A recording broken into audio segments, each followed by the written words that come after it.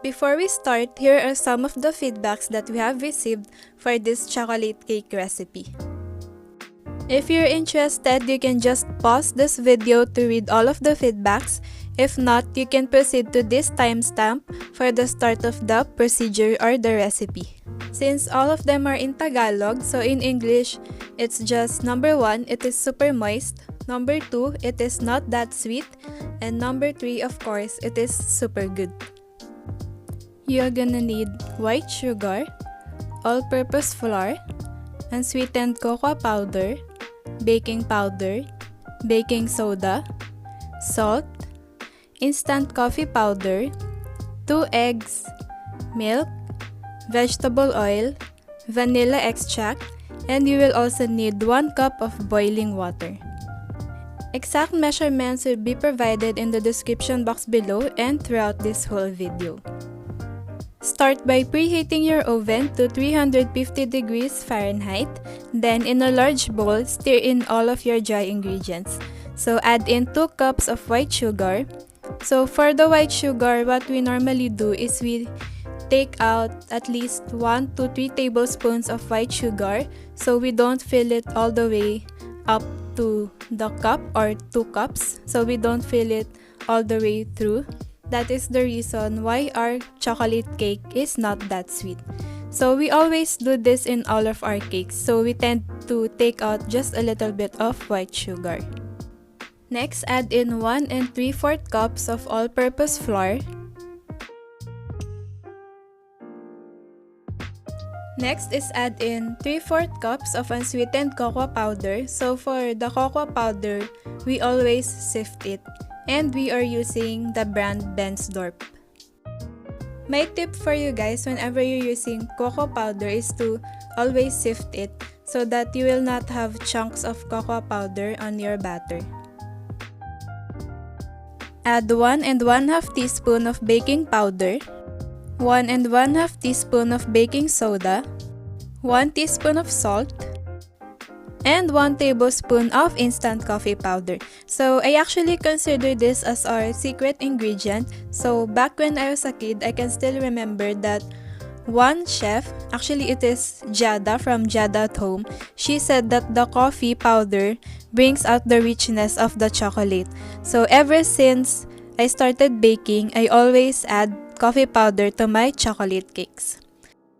Then mix all of your dry ingredients together. Once mixed, set that aside. So in a separate bowl, you will need to mix all of the wet ingredients, starting with 2 eggs, 1 cup of milk, 1/2 cup of vegetable oil, and 2 teaspoons of vanilla extract. Just mix again until combined. You can use an electric mixer for this one or a hand mixer, but I just prefer to use a regular whisk for this video. Then add your wet ingredients into the dry ingredients. So you just have to mix it until combined, until all of the dry ingredients are incorporated with the wet ingredients. So you don't want to over mix your batter.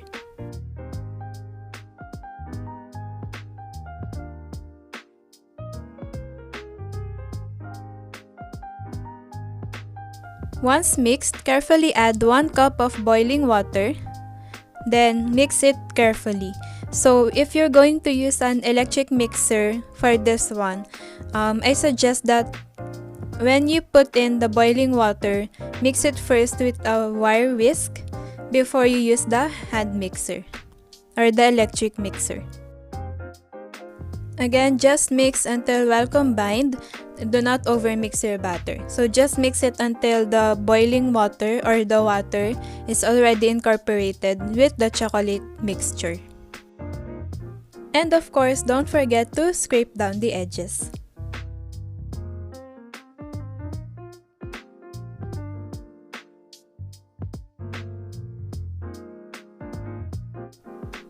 Once mixed, divide evenly between your prepared cake pans.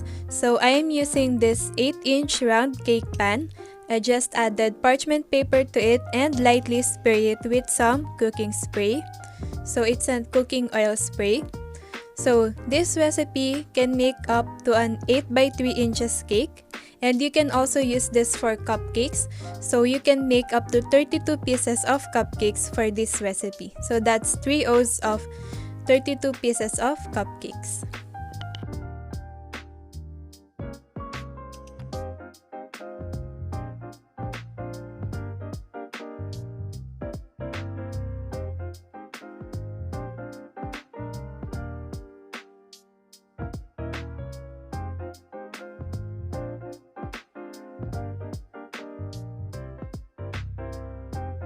Then bake for at least 25 to 30 minutes in the preheated oven or until a toothpick inserted comes out clean.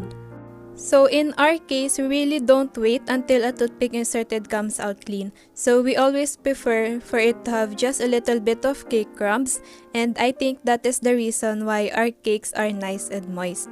So after baking, just let it cool completely before icing or decorating your cake. And that's it. I hope you guys would try out this recipe as well. If you have, just comment down below your thoughts about this recipe. Our customers love this, and I hope that your customers would love it too. Thanks for watching!